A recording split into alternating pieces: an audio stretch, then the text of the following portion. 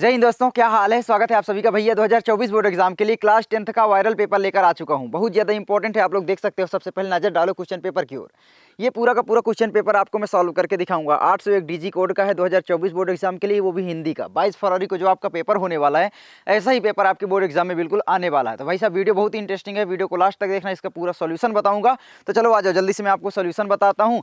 तो सारी चीज़ें हम यहाँ पर क्लियर कर लेंगे, ठीक है। तो सबसे पहले आप लोग यहाँ पर देख सकते हो 801 डीजी कोड का पेपर है, ठीक है। और यहाँ पर 2024 बोर्ड एग्जाम की दृष्टि से सबसे ज़्यादा इंपॉर्टेंट है भाई साहब। 22 फरवरी को आपका पेपर होने वाला है, आपको पता होगा, हिंदी का, ठीक है। चलो यहाँ पर मैं आपको सॉल्व करके सारी चीज़ें दिखा देता हूँ। तो यहाँ पर सबसे पहले आपका आता है भाई साहब कि भाई 3 घंटे 15 मिनट का आपको समय मिलता है, ठीक है।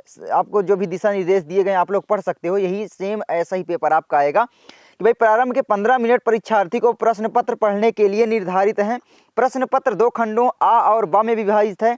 प्रश्न पत्र के खंड आ में बहुविकल्पी प्रश्न हैं, जिनमें सही विकल्प का चयन करने पर OMR शीट पर नीले अथवा काले बाल पॉइंट पेन से सही विकल्प वाले गोले को पूर्ण रूप से काला करना है, ठीक है।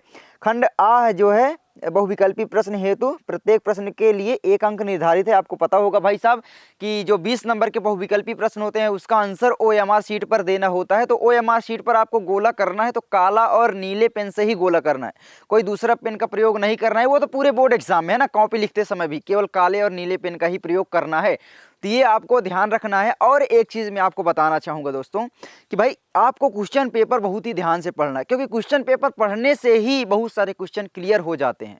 ये आप लोग देखना, तो क्वेश्चन पेपर ध्यान से पढ़ना, उसके बाद सॉल्व करना। भाई साहब 15 मिनट जो मिलते हैं ना, पढ़ने के लिए ही मिलते हैं।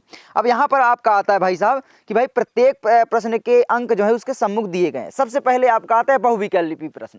देखो बहुविकल्पी प्रश्न सॉल्व करने का मैं आपको ट्रिक बताता हूँ अभी, ठीक है। तो थोड़ा सा यहाँ पर देखो, सबसे पहले पहला क्वेश्चन है आपका 11 वर्ष का समय के लेखक हैं। तो यहाँ पर 11 वर्ष का समय के लेखक पूछ रहे हैं। तो 11 वर्ष का जो समय है, इसके लेखक आप लोग याद रख लेना भैया, आचार्य रामचंद्र शुक्ल जी हैं, और ये शुक्ल युग के लेखक थे, आपको पता होगा। दूसरा आपका है यहाँ पर लहरों के राजहंस कृति की विधा है। तो लहरों के राजहंस जो है दोस्तों, ये है आपकी नाटक विधा की रचना, और इसके नाटककार कौन है भैया, मोहन राकेश। मतलब भैया इसके लेखक कौन है, मोहन राकेश जी हैं। अब आपको पता होगा जो हिंदी है वो कई सारे खंडों में विभाजित है। संस्कृत खंड हो गया, तो बहुविकल्पी प्रश्न जो आते हैं वो उसमें आपके व्याकरण शामिल होते हैं, रस छंद अलंकार, ये सारी चीज़ें। तो आपका जो ये वाला चीज़ है, इसमें आपका गद्य खंड जो आता है ना, वो 5 नंबर का होगा, और जो आपका काव्य खंड यानी पद्य होता है, वो भी 5 नंबर का होता है। तो 10 नंबर के शुरुआती प्रश्न ये होते हैं, उसके बाद फिर व्याकरण शुरू होती है। तो ये वाले प्रश्न ऐसे ही आने, और मैं इसका ट्रिक आपको अभी बताता हूँ कि भाई सॉल्व कैसे करना है, ठीक है। तो यहाँ पर आपका है ये सारी चीज़ें। चलो हम आगे बढ़ते हैं। तो 2 हो गए। अब देखो तीसरा गद्यांश में आएगा, जय शंकर प्रसाद लेखक हैं। गांधी की देन के, हिंदी साहित्य का इतिहास के, इंद्रजाल के, या हिंदी साहित्य विमर्श के। तो आपको पता होगा जयशंकर प्रसाद जी जो लेखक हैं वो किसके हैं भैया, यहाँ पर इंद्रजाल के। इंद्रजाल, आकाशदीप एक है इनकी रचना, वो भी बहुत ज़्यादा इंपॉर्टेंट है, आकाशदीप। और ये किस विधा की रचना है, कहानी विधा की रचना है। आपको मैं एक चीज़ बताना चाहता हूँ कि भाई साहब अगर आप PDF चाहते हो तो मैंने बहुत सारा डिस्काउंट कर दिया, 91% का। मतलब भैया 599 वाला जो कोर्स है वो मैं आपको केवल और केवल 49 में प्रोवाइड करना हूँ। तो सबसे पहले लर्न मंत्रा एप्लीकेशन डाउनलोड कर लो, आपको प्ले स्टोर पर मिल जाएगा, वहाँ पर जाइए और केवल 49 रुपीज़ में आपको PDF सारी चीज़ों का प्रोवाइड कर दिया जाएगा, क्लासेस भी प्रोवाइड कर दी जाएंगी। तो भाई 22 दिनों में ना हिंदी में बिल्कुल कहर मचा के आना है, आग लगा देना है एग्जाम में, और पता चलना चाहिए कि भाई साहब आप विकास से पढ़ के गए हो, ठीक है। अब यहाँ पर देखो, तो ये आपका हो गया इंद्रजाल। अब गांधी की देन के लेखक आपको पता होगा कौन है भैया, जल्दी से बताना, डॉक्टर राजेंद्र प्रसाद। और उसके बाद हमारा यहाँ पर है हिंदी साहित्य का इतिहास, भैया आचार्य रामचंद्र शुक्ल, हिंदी साहित्य विमर्श पद्मलाल पुन्नालाल बख्शी। आगे बढ़ते हैं, आगे हमारा आता है चौथे नंबर का क्वेश्चन, हिमालय की पुकार रचना है। तो जल्दी से आप लोगों को बताना, हिमालय की पुकार किसकी रचना है, जल्दी से आप लोग बताइए, ठीक है। अब यहाँ पर हिमालय की पुकार जो है दोस्तों, वो है जयप्रकाश भारती की रचना, याद रखना, जयप्रकाश भारती जी की रचना है हिमालय की पुकार। आगे आपका आता है शुक्ल युग के लेखक हैं। शुक्ल युग के लेखक कौन है भैया, तो आचार्य रामचंद्र शुक्ल जी शुक्ल युग के लेखक हैं। उसके बाद है आपका 6वें नंबर का क्वेश्चन, प्री प्रवास के रचयिता हैं। तो प्री प्रवास के रचयिता कौन है, तो मैंने कल ही बताया था, अयोध्या सिंह उपाध्याय यानी हरिऔध जी हैं, ठीक है। अब यहाँ पर देखो 6वें नंबर से आपका हिंदी काव्य शुरू हो जाता है, आप देख सकते हो, इधर आपका हिंदी गद्य था और ये वाला आपका आ जाता है हिंदी पद्य। तो 5 नंबर तक हिंदी गद्य पूछे जाते हैं, और 5 के बाद 6वें नंबर से हिंदी काव्य स्टार्ट हो जाएगा, यानी पद स्टार्ट हो जाएगा। थोड़ा सा बोलने में प्रॉब्लम हो रही, पता नहीं क्यों। ठीक है, तो मैं आपको एक ट्रिक क्या बताना चाह रहा हूँ कि आप जब 1 से 5 नंबर तक के क्वेश्चन सॉल्व करना, तो अपने दिमाग में ये रखना कि भाई साहब मैं गद्य सॉल्व कर रहा हूँ। गद्य सॉल्व कर रहे हो तो ज़्यादातर कवि नहीं पूछे जाएंगे, लेखक जो हैं आपके पाठ्य पुस्तक में वो पूछे जाएंगे ज़्यादातर। तो उसमें विधा वगैरह है, कहानी, नाटक, निबंध, विधा, किसके इसके लेखक है ना, ये सारी चीज़ें पूछी जाती हैं। तो आपको क्या करना है, दिमाग में यही रखना है और उसी के अनुसार आंसर देना है। तो आपके जो सॉल्व करने का मतलब कह लो परसेंटेज है वो ज़्यादा हो जाएगा, है ना। ये आप ध्यान रखना थोड़ा सा। उसके बाद आपका जैसे छठवां है, तो भाई प्री प्रवास के रचयिता अयोध्या सिंह उपाध्याय हरिऔध, और ये किस युग के हैं भैया, द्विवेदी युग के। ठीक है, द्विवेदी युग के। आगे आपका आता है 7वां, प्रेम वाटिका काल की रचना है। तो प्रेम वाटिका भैया किस काल की रचना है, आदिकाल, भारतेंदु काल, भक्ति काल, आधुनिक काल।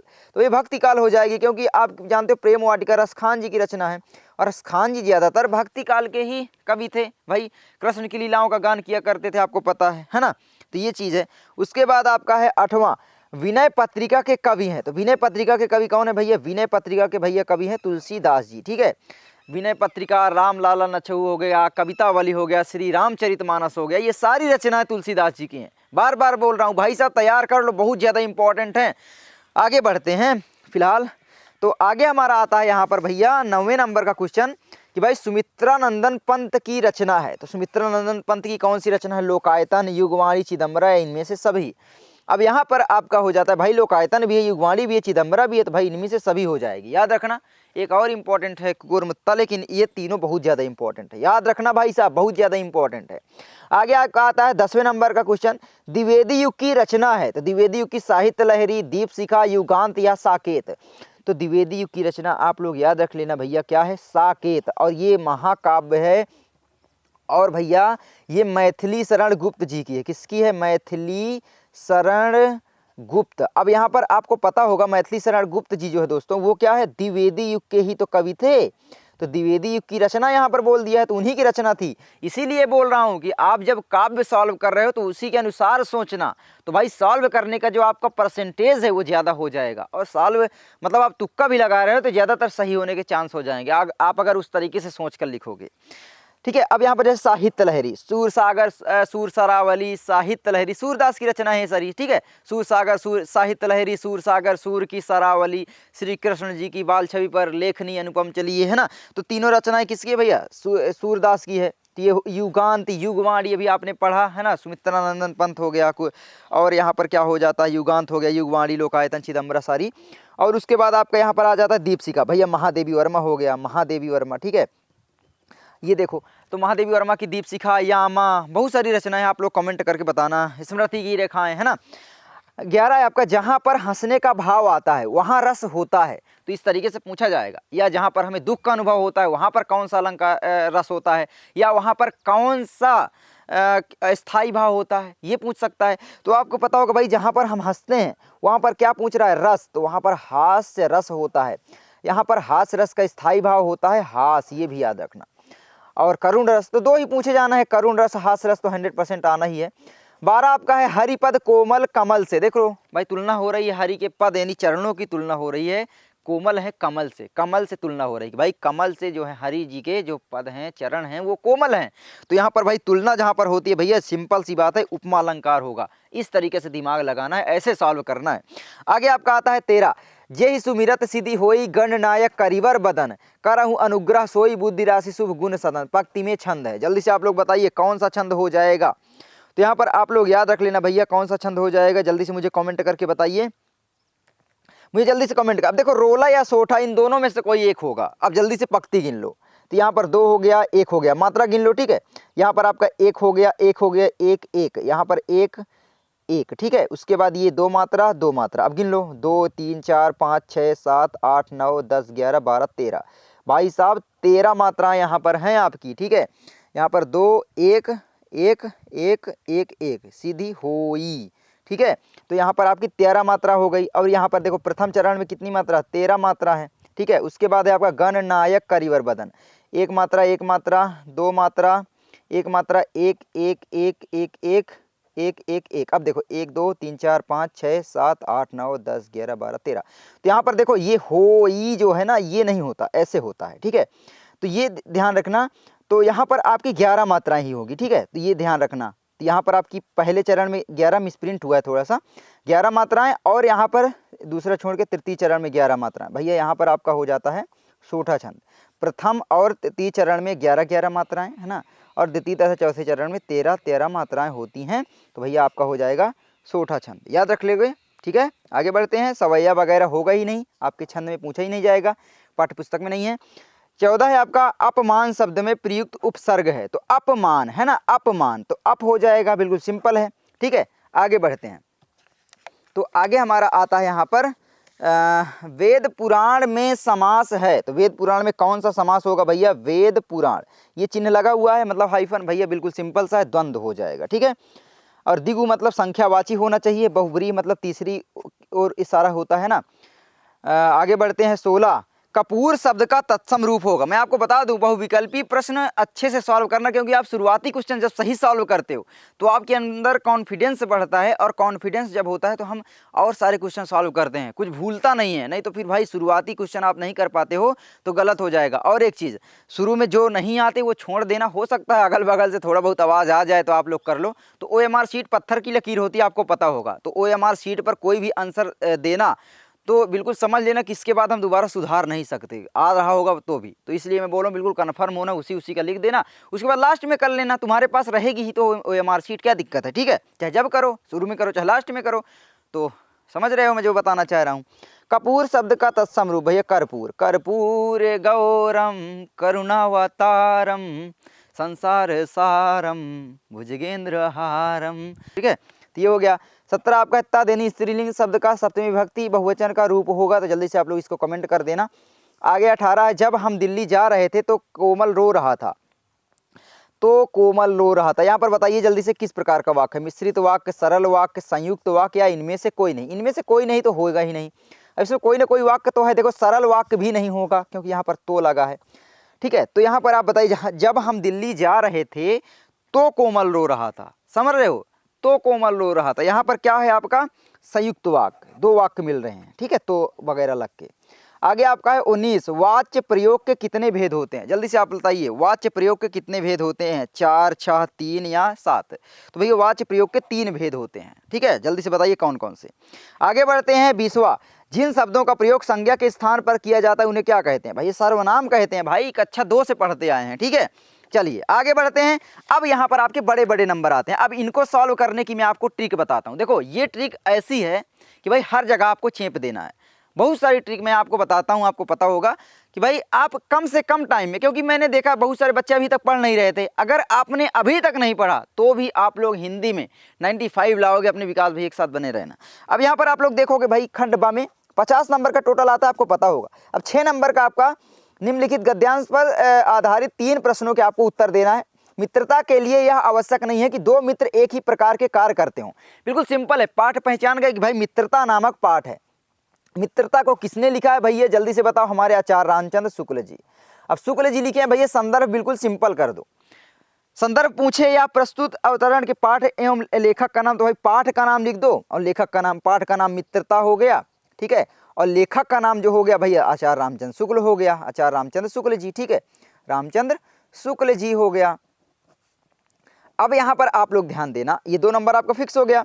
रेखांकित अंश की व्याख्या, मैंने देखा बहुत सारे बच्चे सोचते हैं कि भाई मैं पूरी क्वेश्चन बैंक रट लूँ, जो भी आप लोग लिए हो तभी मैं हिंदी में फोड़ सकता हूँ। ऐसी बात नहीं है, आपको अगर नहीं आता आप बना कर लिखोगे भाई, 2 नंबर बिल्कुल फिक्स है। थोड़ा बहुत केवल पढ़ लेना है, आपको अगर कॉन्टेक्स्ट पता होगा थोड़ा सा भी तो आप आराम से कर लोगे। मैं यही बोलना चाह रहा हूँ कि आपको रटने की जरूरत नहीं है कि भाई पूरी क्वेश्चन बैंक रटने लग जाओ, पूरी बुक रटने लग जाओ। भाई 99% आप ला सकते हो, केवल पढ़ के, रटना नहीं है आपको। ठीक है, ये ध्यान रखना। उसके बाद है प्रस्तुत गद्यांश के लेखक में क्या कहना चाहते हैं, मतलब प्रस्तुत गद्यांश में अब लेखक क्या कहना चाहते हैं गद्यांश में, इसमें भाई 2 नंबर यहाँ पर फिक्स है। उसके बाद है आपका अथवा में अजंता की चित्रकलाओं में अपना अद्वितीय स्थान रखता है। तो अजंता वाला चैप्टर आपको पता होगा ये। ठीक है, अजंता भगवत सरल उपाध्याय का, तो ये कर लोगे आप। 2 नंबर आपका फिक्स है। ठीक है, आपको बना कर करना है, ज़्यादा इसमें लड़ने पढ़ने की जरूरत नहीं है। 12 नंबर आपका ये तो फिक्स ही आता है।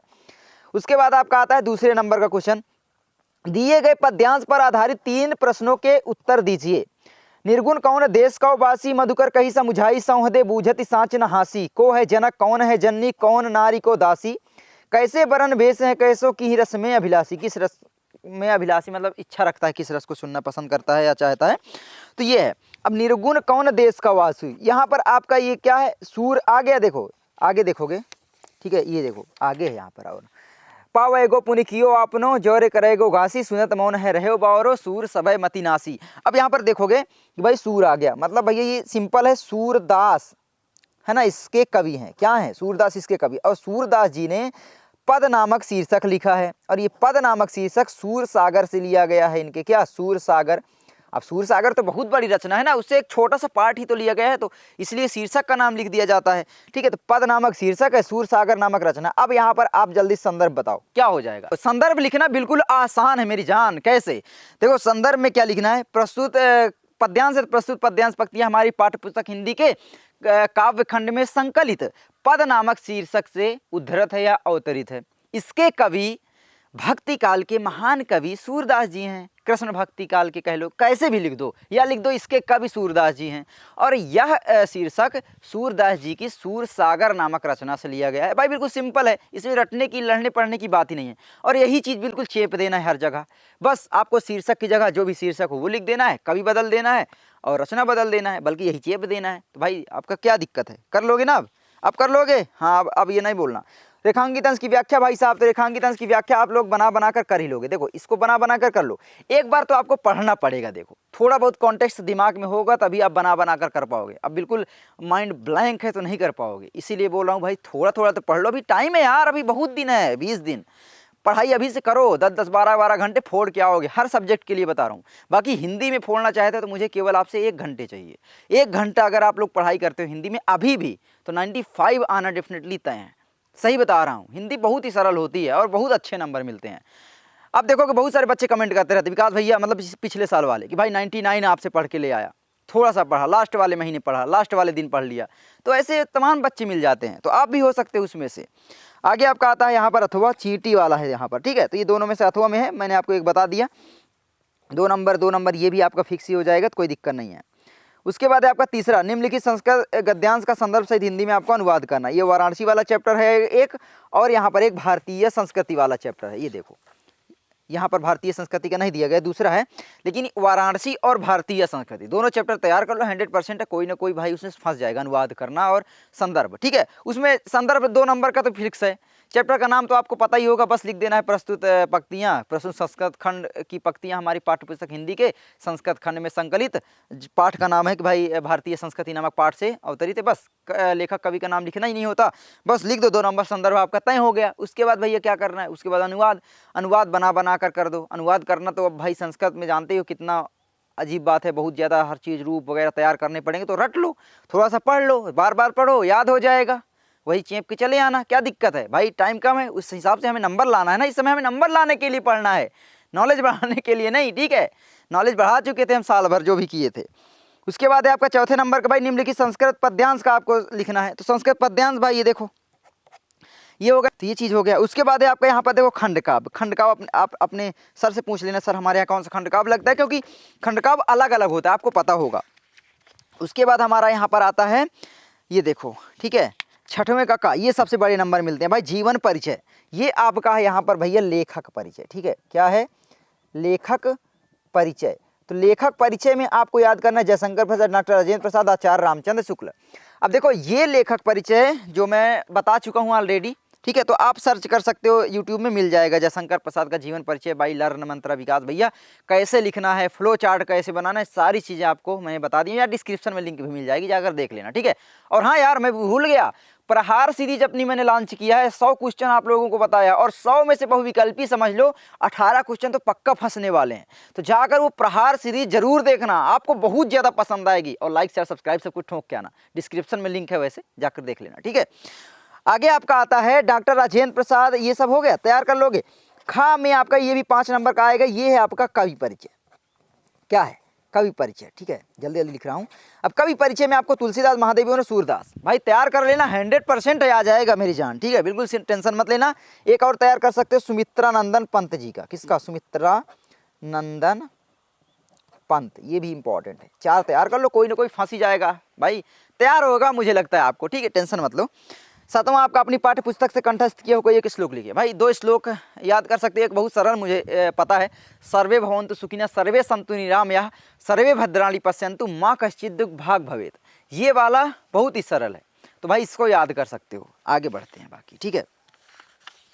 आगे आपका आता है यहाँ पर देखो 8वें नंबर का क्वेश्चन, ये 2 नंबर का आएगा। 4 में से किन्हीं 2 का उत्तर देना है। अब आप सोचते हो पूरी रटूं, देखो 50% वैसे भी कम हो गया, क्यों? क्योंकि देखो ना भाई 4 में से कोई 2 करने हैं। भाई इंपॉर्टेंट मैं आपको दे दूंगा और कुछ पढ़ने की ज़रूरत ही नहीं, इंपॉर्टेंट में से आ जाएंगे, चेप देगा इसमें, ठीक है, बिल्कुल चेप देगा, समझ रहे हो। आगे तो यहाँ पर आपका ये कर लेना, सारे याद कर लेना। उसके बाद 9वां है आपका, निम्नलिखित में से किसी एक विषय पर आपको निबंध लिखना है।